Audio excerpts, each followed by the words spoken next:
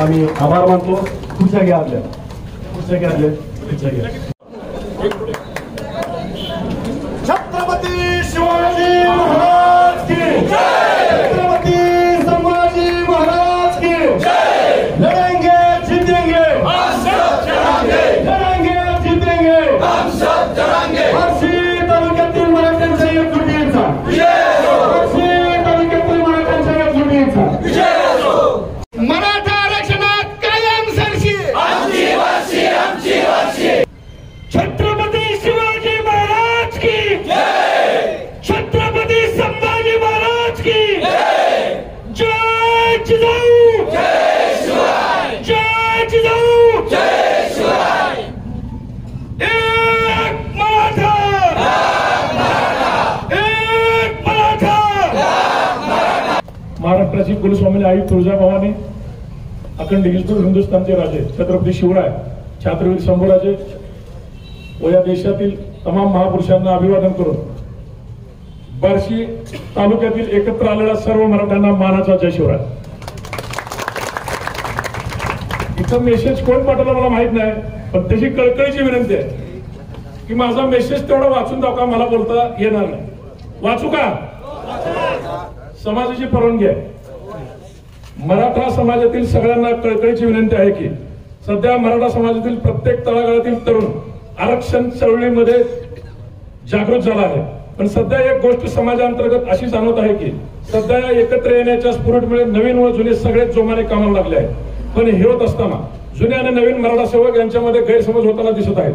तर त्यांना एकच सांगणं आहे, नव्या मराठा सेवकांनी जुन्या मराठा सेवकांना विश्वासात घेऊन समन्वय साधत एकत्र आले तर समाजासाठी खूप फायदेशीर आहे. आरक्षणाची लढाई अंतिम टप्प्यात आहे, त्यामुळे दोघांनीही एकमेकांना डावलू नका. त्यामुळे नाराजीचा सूर वाढत आहे. आपण समाज म्हणून एकत्र आहे. जो मराठा सेवक प्रामाणिक सगळ्यांना सोबत घेऊन काम करतील त्यांच्या कामाची दखल समाज घेत असतो. फक्त आपल्याला विश्वासात घेतलं नाही म्हणून कोणीही नाराज होऊन समाजाच्या कामापासून दूर जाऊ नका, ही कळकळीची विनंती. आलेला मेसेज मला वाचायचा होता. मला फक्त एवढंच सांगायचं आहे, असा ऐतिहासिक लढा मगाशी सांगितल्यासारखं शिवरायांनंतर आपण आता मनोजदादाच्या नेतृत्वाखालीच बघतोय. फक्त प्रामाणिकपणे सांगा, पहाटे 3 वाजता कुठल्या नेत्याला गर्दी पडली? असा नेता जर मराठा समाजाला मिळाला असतं, ज्या नेत्याची रॅली आहे म्हणल्यावर कलेक्टरला पत्र काढवलं ती शाळा आणि कॉलेज आज बंद ठेवा, असा नेता आपल्याला मिळालाय. आणि त्या नेत्याच्या जोरदार स्वागत करायचं बार्शीला मी सांगायचा अधिकार नाही, बार्शी करतेच नेहमी. पण आम्ही सुद्धा मागील 8 वर्षापासून 21 सप्टेंबर 2016च्या मोर्चापासून ते आतापर्यंत तालुक्याचा दौरा काढा म्हणलं की 1 नंबर कुठला असतंय? बार्शी असतंय. का? तर हे स्पिरिट मला सोलापूर जिल्ह्यात कुठे दिसलं नाही.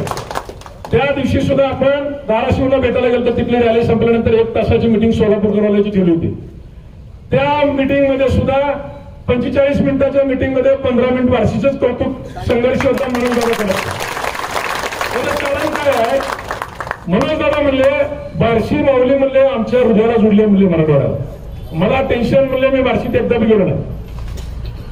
एका मोठ्या मंत्र्याला त्यांना फोन आला, अरे ते पाडा म्हणतो त्याच्या कारला दुसरा कुठला शब्द शोध की बाबा. सगळे नेते माझ्यापाशी येऊन बसतात, मला एवढं टेन्शन येतं.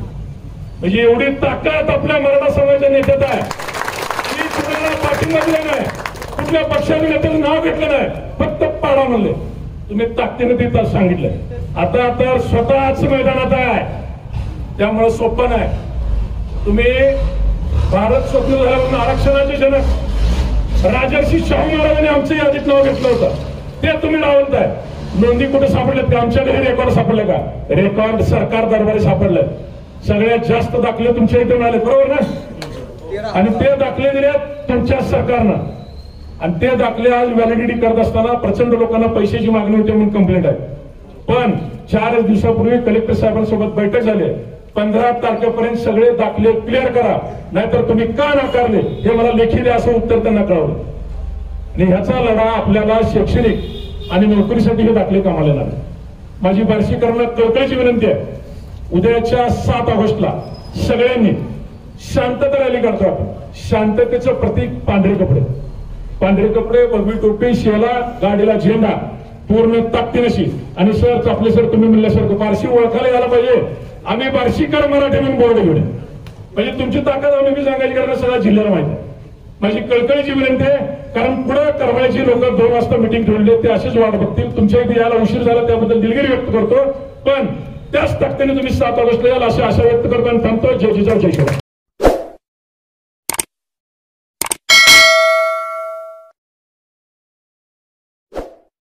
सुद्धा जिथल्या तिथं आपण उत्तरं दिली पाहिजे. प्रत्येक त्या काय त्याची लायकी आहे का हो?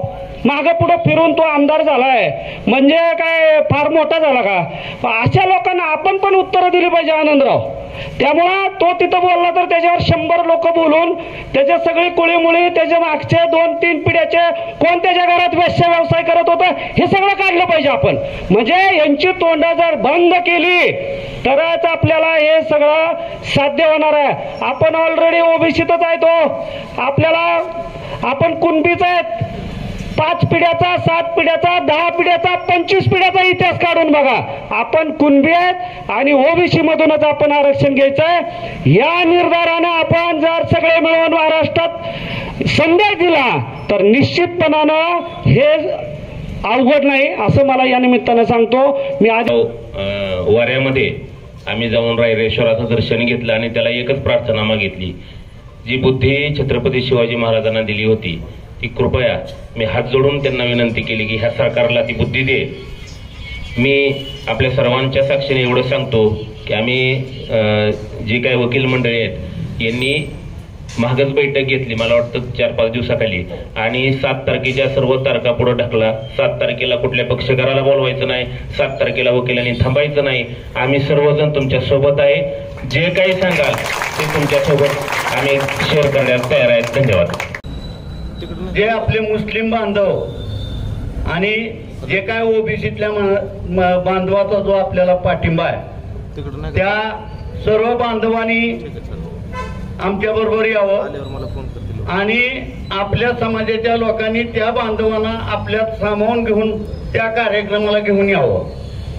तसेच कार्यक्रम तर चांगला होणारच आहे. पाटील साहेबाचा कार्यक्रम म्हणल्यानंतर आणि आताचे जे चालू सरकार आहे आता काय त्यांच्याकडे अधिवेशन नाही काय नाही. कुठला विषय घेऊन म्हणलं तर नाही बिनकामाच्या ते फक्त थापा मारतात. तर ह्या थापाला बोलतात न होता आपण आपलं आरक्षण कसं मिळवायचं आणि सगळ्यात महत्वाचं आहे की बाबा आपल्याला त्या अधिवेशनाची गरज नाही. असा विषय आपला जो सगळ्या सोयऱ्यात आहे तो तरी विषय त्यांनी मिटवावा. सर्व पक्षीय घेऊन का मिटविनत कसे का मिटविनत पण तो मिटवावा आणि सर्व कुणब्यांना प्रमाणपत्र. आता काही जणांनी ओरड चालू केले किंवा कुणबी प्रमाणपत्र बंद करावं रद्द करावं. अरे बाबा मग तुमचं तरी कशाला ठेवायचंय? तुम्ही जी 14% आगाव घेतलंय जे नियमापेक्षा तुम्ही 14% ओबीसीत आगाव आहे शिल्लक आहे. जे शिल्लक तर तुम्ही सोडा ना मग मराठ्याचं मनानच भागते. ते जर आपल्याला त्यांनी सोडलं जे त्यांनी 30-33% घेतले त्यातलं 14% आरक्षण हे आपलं आहे.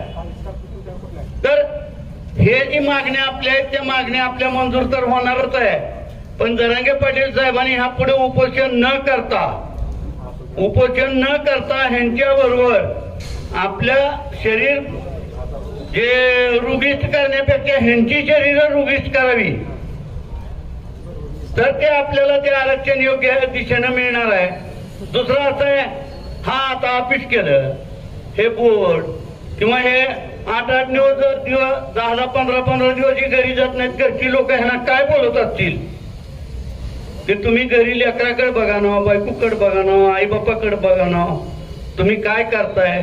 तर मला मराठा समाजाला एकच विनंती आहे सर्वांना की हे जे काय खर्च करणे ही जी आहे आता हे केलं अपेक्षा आता आपण उद्या ही करणार त्याचा जो खर्च होतोय ते आता त्यांनी काय ही नाही. पण मी एक सांगतो की आपण सर्वांनी मराठा समाजाने तो खर्च उचलून त्यांना मदत करावी की जेणेकरून त्या माणसांना हुरूप येईल.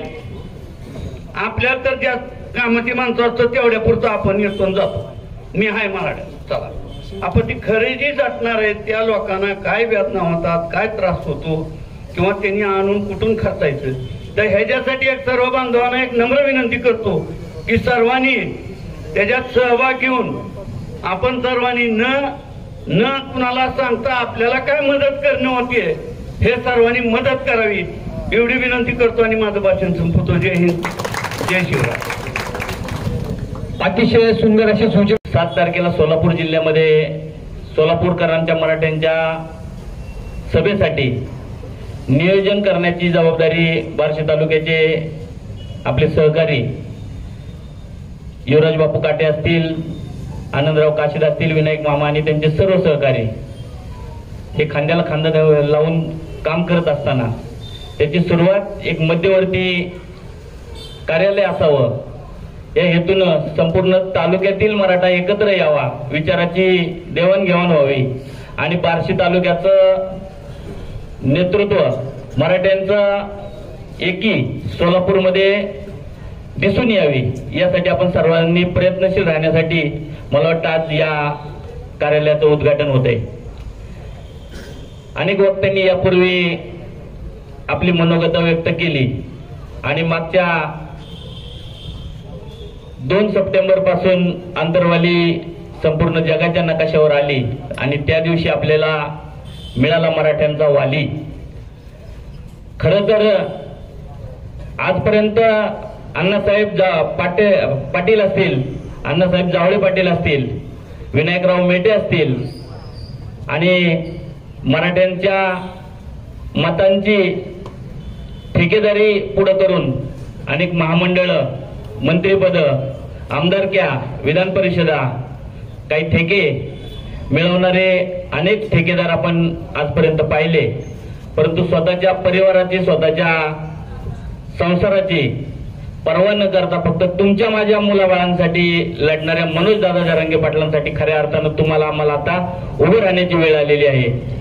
अनेक या दिवसामध्ये आपण अनेक प्रसंगाला सामोरे गेलो. आम्ही युवराज बापू असतील, आनंदराव असतील, आंतरवालीमध्ये मला वाटतं आजपर्यंत आम्ही 5-25 वेळा ज्यावेळेस गेलो दादांचा परिवार आम्ही जवळून पाहिला. स्वतःसाठी तर सगळेच जगतात, परंतु समाजासाठी जगणारा 350 वर्षानंतर छत्रपती आज जर आपल्याला लाभलेला असेल तर तो मला वाटतं मनोज दादा जरांगे पाटील. मित्रांनो, मी स्वतःला भाग्यवान समजतो. छत्रपतींच्या वेळी, छत्रपतींच्या काळामध्ये त्यांचा मावळा होण्याचं पुण्य माझ्या नशिबाला नसेल कदाचित, परंतु आज मनोज दादांच्या मागे उभं राहून मराठा समाजासाठी लढण्याचं एवढा भाग्यवंत मी नक्कीच आहे.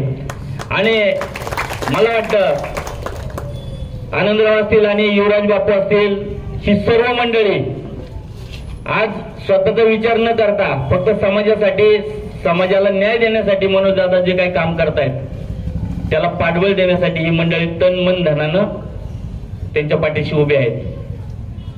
बार्शीच्या राजकारणामध्ये आता सुरुवात ज्यांनी बोलताना केली त्यांनी सांगितलं इथं मोजकेच जमलेत, परंतु तुम्हाला सांगतो हे जातीवंत मराठी तुम्ही आहेत, सर्वजण या ठिकाणी जमलेले आहेत. राजकारणाच्या चौकटी बाहेर सोडलेल्या आहेत, राजकारणाचे जोडे बाहेर सोडलेले आहेत आणि ज्याची हुजरेगिरी करतात काही जण त्या नेत्यालाही बाजूला ठेवलेलं आहे.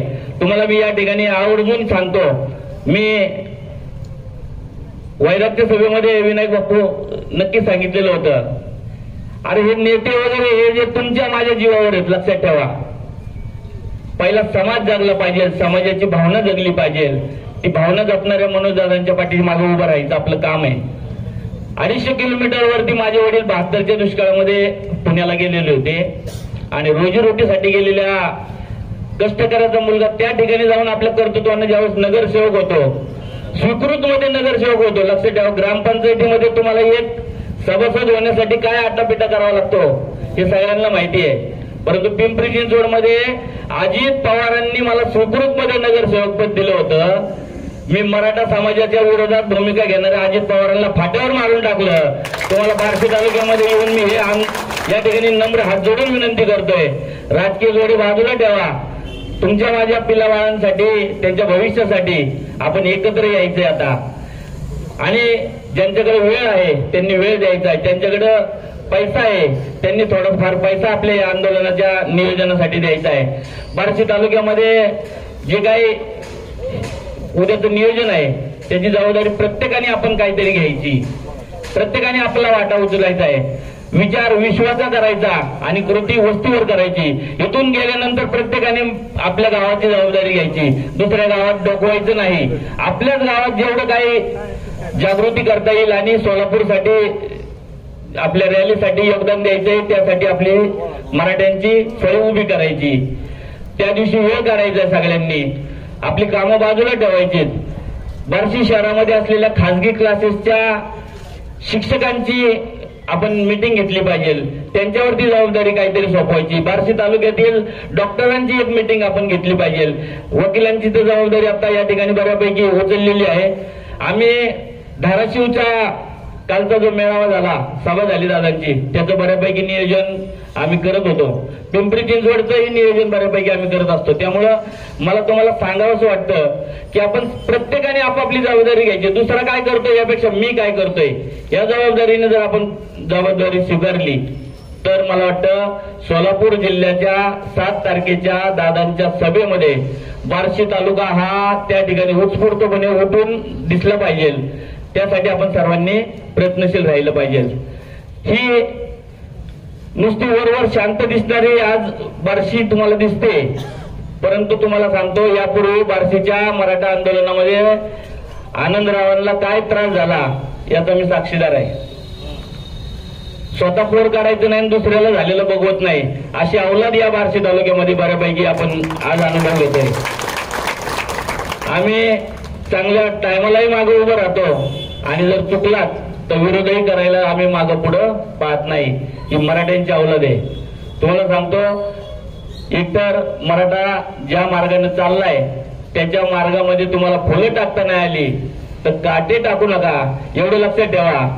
आणि उद्याच्या आंदोलनामध्ये, उद्याच्या प्रवासामध्ये आपण ज्या ज्या वेळेस साथ द्याल त्यावेळेस हा शिवाजी पाटोळे तुमच्या सोबत असेल.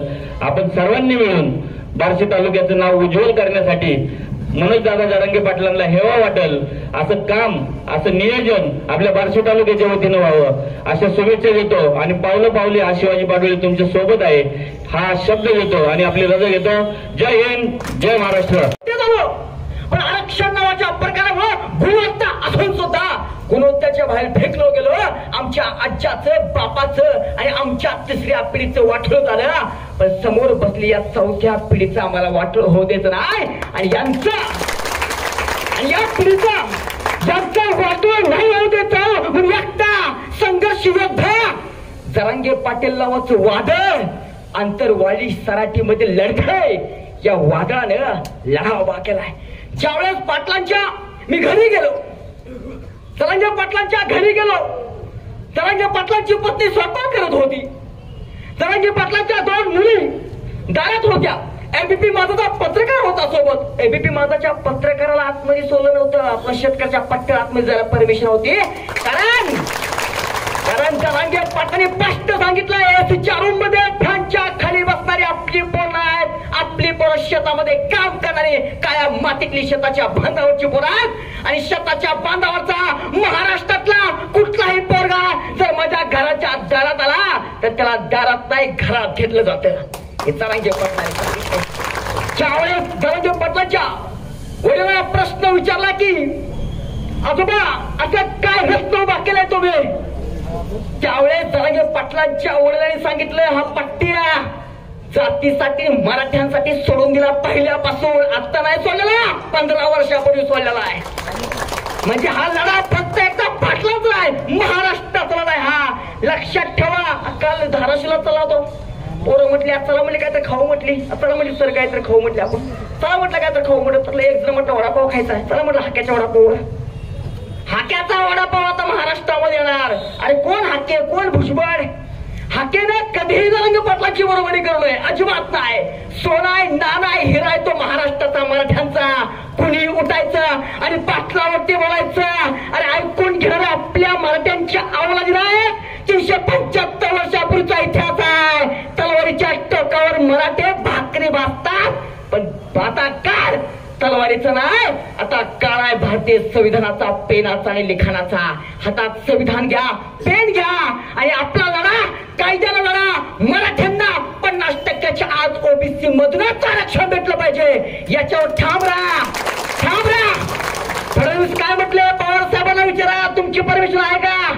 लक्षात ठेवा, मराठ्यांना 50%च्या आत ओबीसी मधून आरक्षण, या गोष्टीचं समर्थन कुठलाच हरामखोर राजकीय पक्ष करणार नाही. लक्षात ठेवा, यासाठी आपला पक्ष जरांगे, आपली जात जरांगे, आपला धर्म जरांगे आणि आपण म्हणाल ते प्रत्येक तत्व आणि सत्व म्हणजे जरांगे पाटील. त्यामुळे आता जरांगे पाटलांना केंद्रस्थानी उभा करायचा आहे, तेव्हाच आपल्या पदरात आरक्षण भेटणार. लक्षात ठेवा. अरे तो गुणरत्न सदावर्ते म्हणतो, जनते की चोट पार, मराठ्यांना आरक्षण भेटणार नाही. सध्या छातीवर फाट टाकून डंके की चोट पार. मराठ्यांच्या घरातलं पोरग तुला सांगतो, मराठे 50%च्या आत ओबीसी मधूनच आरक्षण घेणार आणि आपल्याला आरक्षण घ्यायचं आहे, घ्यायचं आरक्षण. अरे माझ्या भावाचा मुलगा सर केजीला तो मला काका कुठे चालला म्हटला, दररोज तू शाळेत जातो, आज कुठे चालला, दररोज लेकरांना शिकवायला जातो, कुठे चालला म्हटलं, बाळा जरांगे पाटलांकडे चाललोय. केजीचं पोरग मला म्हटलं, काका जरांगे पाटलामुळे आपल्याला नोकरी लागणार आहे ना? केजीचं पोरग म्हणतंय. आज अभिमान वाटला, बीड जिल्ह्यामध्ये कुणबी प्रमाणपत्रामुळे आपली पोरं पोलीस भरतीला निवड झाली, आपल्या पोरांची पोलीस भरतीमध्ये निवड झाली. कशामुळे? कुणबीमुळे. अरे लोक म्हणतात जरांगे पाटील विकले गेले. अरे ज्यावेळेस सरपंचाच्या बंगल्यावर मुक्कामी होतो, समोर बसला होता जरांगे पाटलांसोबत, संवाद चालू होता. पाटलांच्या पत्नी आजारी होत्या, पाटलांकडे फोन नाही, पाटलाला समजलं पत्नी आजारी आहे. पाटलानं सांगितलं कुणाकडे 500 असतील 500 द्या, बायकोचा आजार नीट करा. माझी तिकडे यायची ऐपत नाही, आम्हाला यायचं पण नाही. समाज हाच माझा घर आहे, अरेच माझा संसार आहे. ह्यासाठी जरांगे पाटला आपल्याला साथ द्यायची आहे. राहिला प्रश्न आज आपण उपस्थित का आहेत, तर आज या ठिकाणी वैराट बार्शी फक्त शहर नाही तर तालुक्यासाठी प्रत्येक समाज बांधवासाठी संपर्क कार्यालय इथं उभं केलंय. तुमच्या कुठल्याही समस्या असतील त्या समस्यांचं निराकरण इथं होणार आहे, किंवा तुमचा कुठलाही निरोप असेल तो पाटला आपण पोहोचण्याचं काम इथलं केलं जाणार आहे. आणि 7 तारखेला सगळ्यांनी आपल्याला सोलापूरच्या त्या ठिकाणी सहभाग घ्यायचा आहे. आणि या सर्वांचं या ठिकाणी मी प्रमोद धोंग एक समाजाचा घटक या नात्याने मनपूर्वक आभार व्यक्त करतो. धन्यवाद. जय जिजाऊ, जय शिवराय, जय शंभूराज.